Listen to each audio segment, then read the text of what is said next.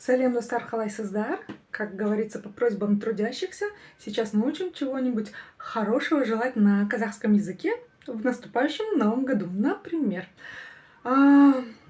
чего я желаю? Например, бейбітшілік, нет, бақыт және махаббат тілеймін. Давайте научимся это читать и произносить. Так можно сказать, да?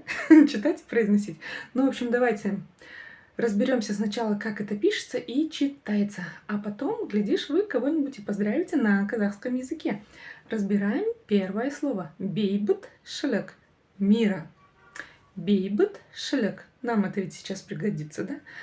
Все как обычно, делим по слогам. Бейбітшілік. Бейбітшілік. Ударение будет стоять на первом слоге. Дальше у нас идет везде палочка с точкой, которая смягчает каждый слог. Все, слово у нас мягенькое, читается очень просто. Бейбітшілік. Буква читается очень-очень просто. Можно сказать, что ее вообще практически нет. Но вот как определить эту степень мягкости, да? Это не буква И, это не буква это именно буква средний вариант произнесения. Как это сделать? Кончиком языка тянемся к нижним зубам и на полуулыбке, да, произносим нечто среднее между буквами и И. В общем, повторяйте за мной. Бейбіт, бейбіт, бейбіт, бейбітш, бейбітш, бейбітшілік. Получилось? Думаю, получилось. В крайнем случае пересмотрите видео еще раз. Дальше. Бақыт. Счастье. Бақыт. Бақыт. Бақыт. Счастье. Все очень просто. Разделили по слогам. Вспомнили, что буква во втором слоге не читается. Лишь намек на то, что это слово твердое. Как прочитать букву К с хвостиком? Очень просто. Попробуйте прокашляться через букву К, и у вас все получится. Да, в казахском языке две буквы К. Одна русская обыкновенная, вторая специфическая с хвостиком. И звучит она так. Бақыт. Погнали дальше. Самое красивое слово для меня в казахском языке – махаббат. Любовь. Махаббат. Разделили по слогам и прочитали. И ударение будет стоять на последнем слоге. Ничего сложного. Махаб, махаббат. Получается? Думаю, что получается.